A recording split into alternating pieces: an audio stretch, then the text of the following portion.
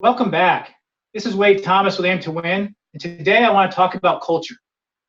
Now, culture is one of the most common things I hear when I'm out there visiting companies that I work with and companies that I'm just meeting with. It's all about culture. They want that high-performing culture, and for good reason. Culture is a big, big difference maker at any level of the organization. And we often think of culture as a company culture. The reality is it flows through all levels of the organization. Not only do you have a company culture, you've got a department culture, you've got a market culture, you have an office culture, you can have a culture within a couple different people. There's cultures everywhere.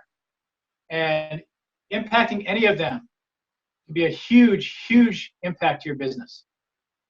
So how do you do this? Well, first of all, changing culture is not easy. It's one of the most difficult things that you can do as an organization, but it brings such great rewards. So the important thing is really a three-step process. The first thing is you have to identify the culture. You need to really know what your current culture is. And almost everybody I talk to has a feeling that they know what their culture is. Most of the time, they don't. The view of the culture from up top is not the same as the view from in the trenches. And so you need to take steps to really understand that culture. You need to do surveys, get in there, talk to people, know who the influencers are, get the information, and know where your culture is to begin with. The second step is you really need to spend time understanding the desired culture. Know where you're headed. What kind of culture do you want? And it's important as you do this to think of it in terms of what does it look like? Think about the stories that would come out of your existing culture. Put yourself 1, 2, 3, 4 years into the future. When you're looking back at the culture change that you made, you're sitting there working, and you're describing to a friend, this is a great example of our culture. See how Joe over there is doing that? That's a great example.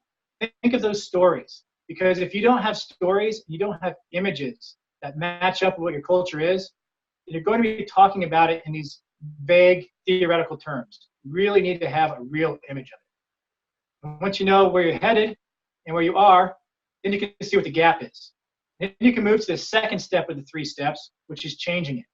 Really changing a culture is about executing against that gap that you identified in step 1.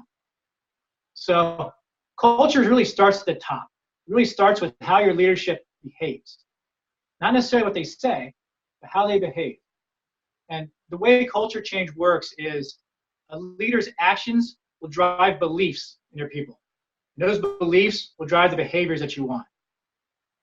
Doesn't matter what you say your culture is. You can design mission statements, you can design core value statements all day long, but it's how your leaders act that are going to change the beliefs of the people.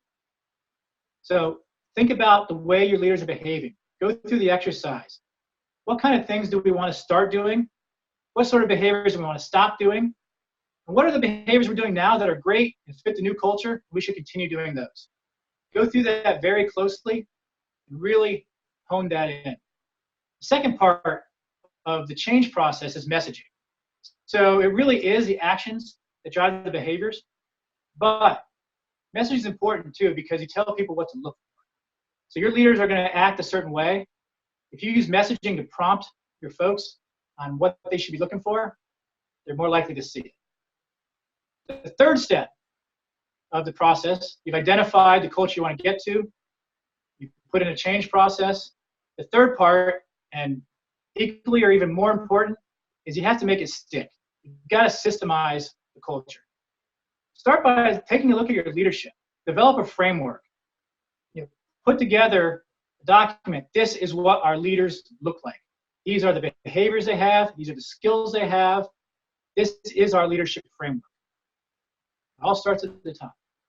Once you have that, you have to start thinking about things like goal alignment. How do we make sure everybody's marching in the same direction, and that direction is in line with the culture that we want? Change your performance management system. Take a good hard look at that. Performance management systems are a whole different topic for a whole different time, and we could talk for days about it.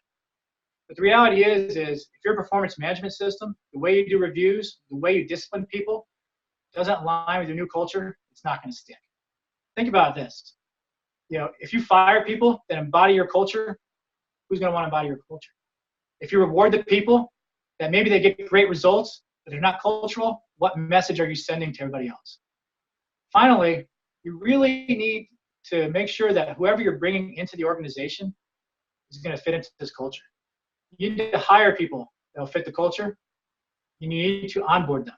You need to get them early on, teach them what the culture is, teach them what kind of behaviors you want to see, teach them what kind of behaviors you don't, and get them on board quickly and flowing with the right culture.